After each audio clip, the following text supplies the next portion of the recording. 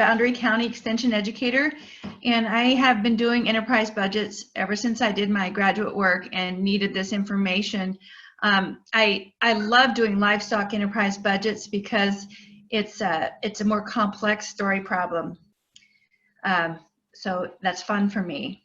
What you see in the picture is the chicken tractors that were used to fertilize the organic vegetable trials at the Puyallup, WSU Puyallup Extension Research Center. And I worked with them for many years to look at exactly how much it cost, so what they should charge per pound for those broilers. Okay, so there is a growing demand for local humanely raised livestock. And we're seeing that just really ramping up lately with the COVID-19. Nationally, we have widespread growth in farmers markets, and that gives small-scale producers access to consumers interested in local products.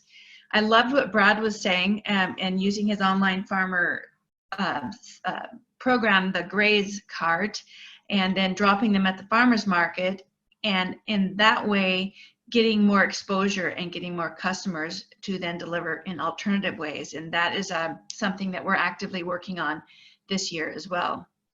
So as we have heard today, so many different wonderful speakers, there are relatively low entry costs for many of these livestock enterprises, particularly small livestock.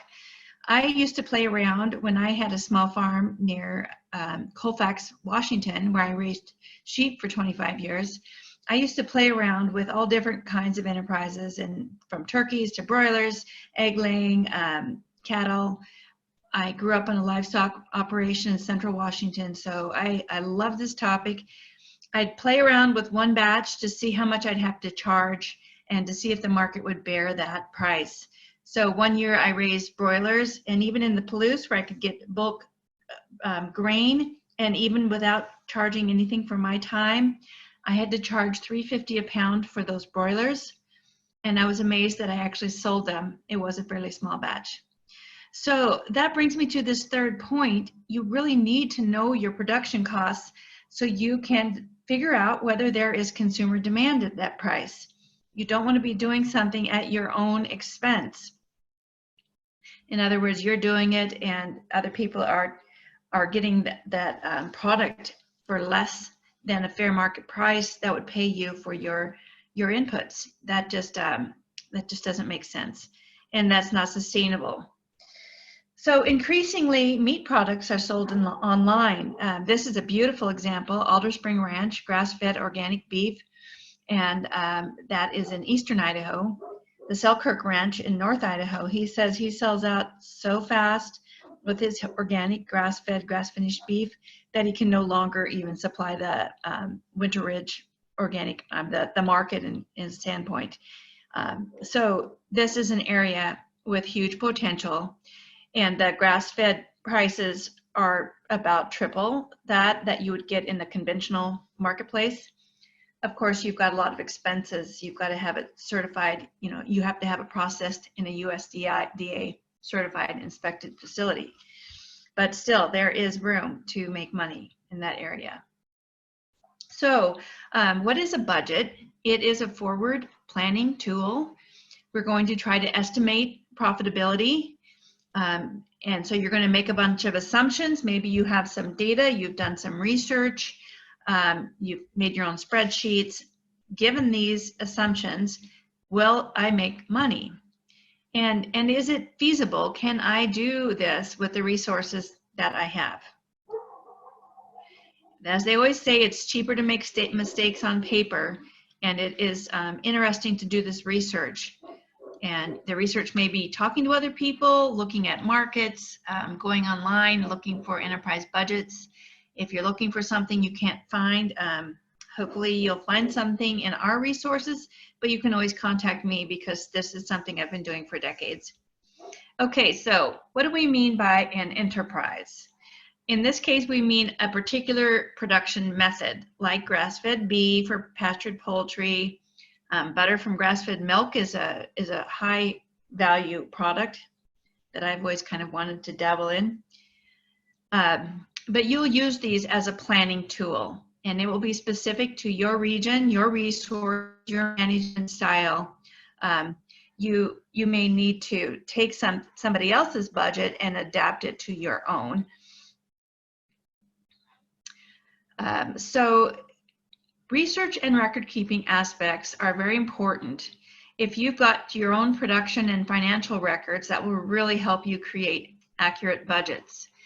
When I was in college decades ago, one of my favorite profs had us use those little checkbook registers that we never use.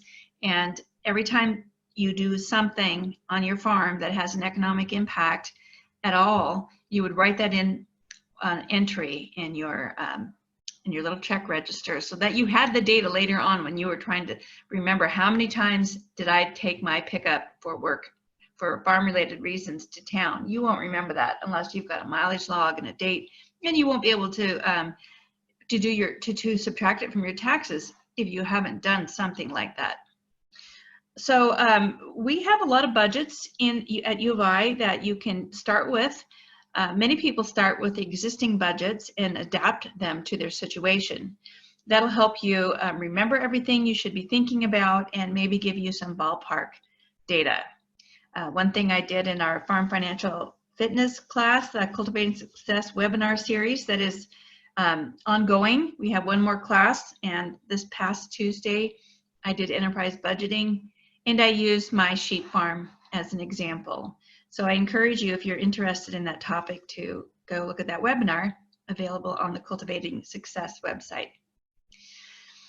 Okay, so what's interesting about livestock budgets is different is that it may be per head, per litter, per 100 birds, per 30 head. It's going to have a lot of different characteristics, and some animals, their cycle to when they're ready to market is only 6 to 8 weeks. Beef take to 2 years to finish. And there may be many products that you're selling. I sold lambs, I sold fleece, hand spinning fleece, and cull ewes from my Rambouillet sheep farm.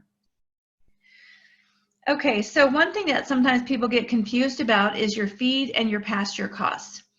It's pretty straightforward to track your purchased feed cost, but then you may also raise some. You might want to have a separate enterprise budget to figure out how much it costs you to raise your own feed. A simple way to do that would be just to value it at what you could sell it for. But to have more information, you may want to have a separate enterprise budget. Pasture costs, again, you could charge to your enterprise budget what you could get for it if you rented it instead, or you could also figure out the costs. So for livestock, there's all kinds of different facilities that you might need. We saw some of those in Brad's in his presentation: buildings, fences, pens, feeders, waterers, milking equipment, feed storage. And then you may have all kinds of machinery and equipment that you would use. They may be used for other things as well. And then you can do some simple math and say, well, I use that pickup 5% of the time is exclusively used on this enterprise. And again, you can do that for tax purposes as well. And I really do urge you, if you're interested at all, to get yourself familiar with the Schedule F in the IRS tax forms. And even if you're just getting started, start doing your Schedule F. Get a farm number. Learn about this because it can be really helpful, and you may find that there's some strong incentives for doing things one way versus another. And I do talk about that in the webinar we recorded last Tuesday. Okay, so here is an example enterprise budget for broilers. And I did do one that you might be interested in. The very top, we have income from slaughtered chickens at $3.50 a pound. And then how much does it cost per? Okay, so we have 3.5 pounds at $7.88 a pound. I said that backwards. And so the total revenue is got 3 different values per the whole flock is $1,930. I'm not sure what the number is on that, how many are in that unit. And the value or cost per chicken is $27.58, and the cost per pound is $7.88, just as you saw on that over here. So you're going to look at, oh dear, sorry. So you can divide things up different ways. It's just math. You can see figure it out per pound or per chicken based on the average pound, or for your whole unit that you're doing. The next item is operating costs, and it goes through some kind of standard items you might think of. My chicks are $1.80. The shipping is 27 cents each. Feed starter, feed grower, and how much I needed, grit, and labor. I'm going to talk a little bit more about this broiler enterprise budget because I did a lot of work on that. In this case, in Puyallup, where we had tons of data from doing this for many years in chicken tractors. They tried a lot of different types of broilers because they wanted to see what did well in a forage situation, in a chicken tractor. And the idea was to purchase day-old chicks, sell them at about 4 pounds each, and hopefully it would take about 8 weeks. With the slow Cornish cross, which is the Cornish cross breed, and this is a variant of that breed that grows a little slower, and they do a little better in a chicken tractor forage type situation than your standard Cornish cross.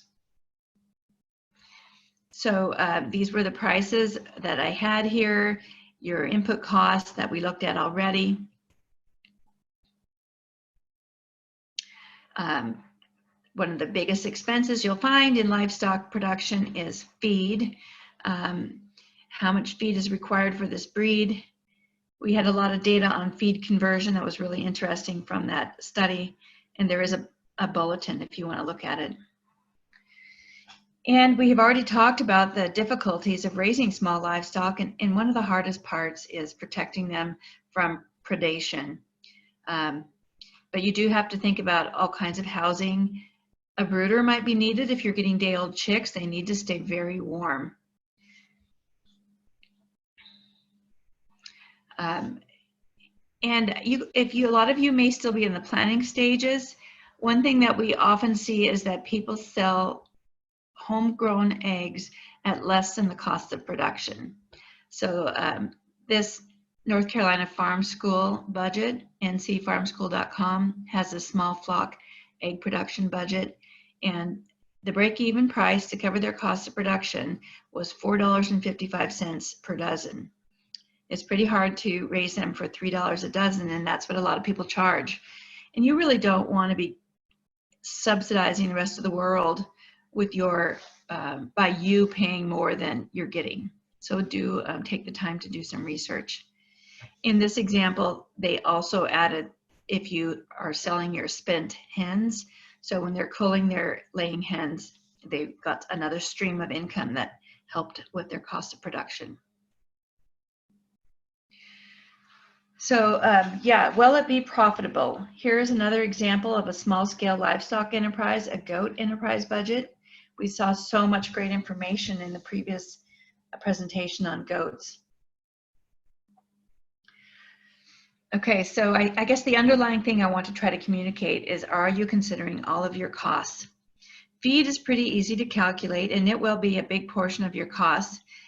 But you may want to track your labor. Even if you're not going to charge for it, if you're just trying something out, you're not going to want to keep doing it forever without giving something back to yourself.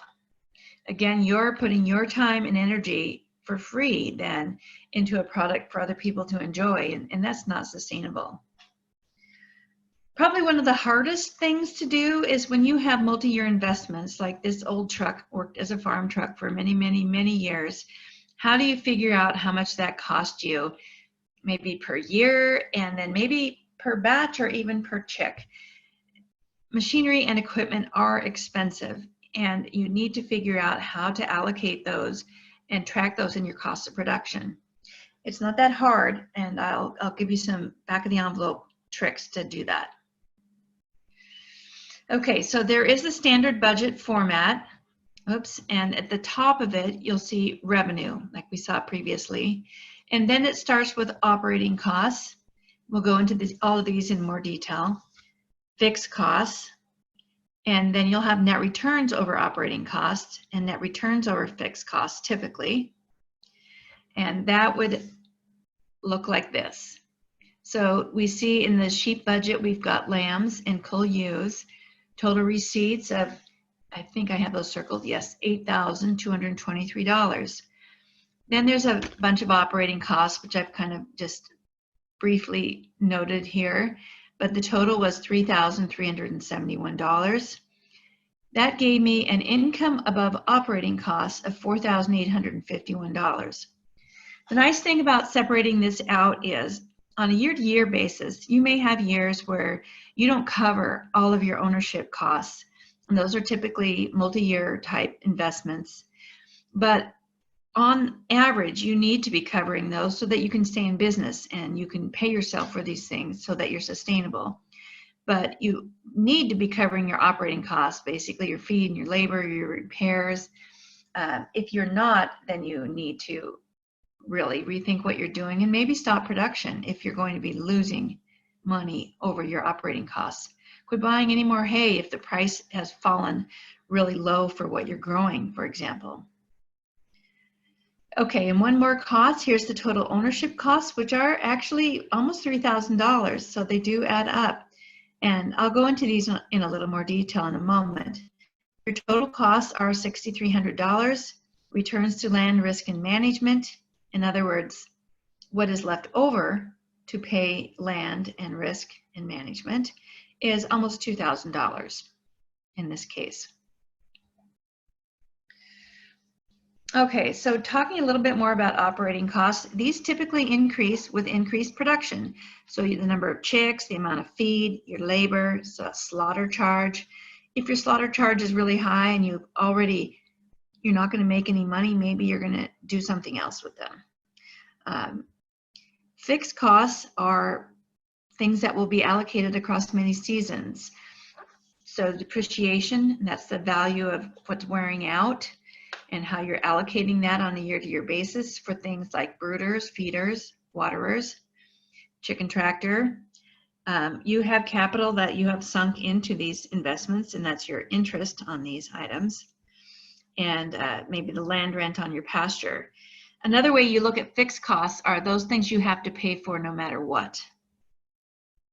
So I wanted to give you a simple way to calculate depreciation, the value of your assets that is used up with each year of use. And the back of the envelope economic depreciation equation is this. Take the purchase value, subtract the salvage value if there is any, and then divide that by how many years you're going to use it. Okay, I want to just give an example. So let's say you're going to use a truck that costs $10,000 for 10 years, and it's going to be worth nothing at the end of that period. 10,000 divided by 10, it costs you $1,000 a year for that truck. So you might want to put some, do some exercises to think about how much you've got in your fixed costs. An interest cost represents the annual value of capital that you have invested in your enterprise, and it is based on the average value of your investment. And the way you figure out the average value is you take the cost plus the salvage value. In this case, for this truck, it's 10,000 plus 0. So 10,000 divided by 2, on average, you've got $5,000 sunk into it, and then you multiply it by your chosen interest rate, which if it were 10%, 10% of 10,000 would be 100, I believe. If it was 5%, it would be 50. And so you've got some sort of value of your capital. It could be what you're paying for interest, or it could be what you would earn in the bank, or it could just be you want some sort of rate of return. So in my enterprise budget that you'll have a link to, it's got a bunch of calculators where all you have to do is stick in your purchase price, your salvage price, years of life estimate, your interest rate, whatever you choose, and it'll give you annualized values for depreciation and interest. So the red type indicates an input cell that you may change, and then the blue is a calculated cell. So you can do these enterprise budgets and maybe compare some different enterprises. We have a lot of budgets on our website. In this case, it was interesting to see that jerseys were more profitable, given all these assumptions, than Holsteins in a small herd situation. One thing that you might find interesting is just a kind of an bottom line of what happened in checking out all these different broilers. One thing that really came clear to me is that even though the Cornish cross is ugly, in that it's not well feathered and they're really breast heavy, they walk funny, they have a beautiful carcass and they mature very quickly with very little feed. I usually choose the slow Cornish cross. They are slower maturing, they're better adapted to pasture production, and they seem to have less mortality and fewer problems. I was really interested in some of the other alternative breeds that were developed for pasture situations. They did not compare cost-wise at all favorably. I think we're getting some better ones these days, but in this case, we had mortality rates that were very high for one kind. You can see more of this information in the enterprise budget, but you can see the Cornish cross had 12% mortality on average over 5 years in chicken tractors in the Puyallup area, which is fairly mild, and 7% for the Cornish cross slow. So I chose the Cornish cross slow. And this is interesting. What a difference in the feed conversion rate. It's almost 50% higher feed costs for the slow Cornish cross. So in this graph, it shows 3.71 pounds of feed per pound of carcass weight for the Cornish cross, the standard one, and 5.5 for the slow breed. So very impressive what we've done with breeding over the years to get a very quickly maturing chicken. So once you have a budget, I want to just show you quickly, I know we don't have a lot more time, that one of the best uses is to calculate your break-even price. The break-even price is that price needed to cover the costs of production. So if you take your total cost and you divide it by your expected yield, it will tell you about what you need to charge. So in this case, I'm trying to figure out what price will cover my costs. My total costs are $2,307 per year for a 15 hen flock, including all costs, and the yield is 387.5 dozen eggs. Well, sadly, that is $6 per dozen. That's my break-even price. If you're thinking about raising eggs, really think about how much it's going to cost you, because you may find out that you're just bleeding money out of your enterprise. You're going to be paying more than you're bringing in. So the break-even cost of production is that cost that covers all costs of production, including annualized fixed costs. So those are those fixed costs where you figured out an annual value. If you're covering all your costs, then profit is zero. You have just broken even. But if you put a price for your labor in there and for your land, you're covering everything. But anyway, in this bulletin, I compare costs for Cornish cross and Cornish cross slow, and the total costs are $24.53 for Cornish cross. This is organic feed a few years ago, and $27.58 total costs per chicken for the Cornish cross slow. Well, that looks pretty good. It's not that much difference between the two. Sadly, they are different weights. Okay, so again, calculating break-evens. The break-even price for your broilers, if you have $1,500 in total costs and you have 100 broilers to sell, that's very easy. 1,500 divided by 100 is $15 per broiler. And then things can go wrong though. If 25 of your broilers die before you can butcher them, what would your break-even price be? Well, it would be $20 per bird. And there's some more math that's kind of good to do. If you estimate that your 100 broilers are currently averaging 4-pound carcasses and your total cost will be $2,000, what will you need to charge to cover your total costs? Well, that's $5 a pound, and if your broilers are 4 pounds each, that's $20 a bird. So it is a little bit of a premium product for sure, and the market may be limited at that price. So what will you do if you can't get $5 a pound? Generally, the rule is to go ahead and harvest your crop as long as you can cover your operating expenses. If you can't even cover the cost for slaughter processing, you may not want to. You may want to figure out some other way to sell them unslaughtered or something. I don't know what, but you don't want to, of course, lose money on something that you're trying to do to make some money. You may find out that you have to butcher them yourself and keep them for your own family. Anyway, it's really important that you keep thinking about and analyzing your budget so that you'll be happy with it, with your enterprise choice and what you're doing, and you won't be losing a bunch of money that you did not want to lose. It's very sad when people are so passionate about something that they don't think through whether or not it'll be profitable. They just assume it will be, and it ends up being an unhappy surprise. So here are some links if you want to look into organic broiler budget and get an idea of that. We do have links in the resources that take you right to the enterprise budgets on the U of I website, as well as a couple other resources at other universities. Okay.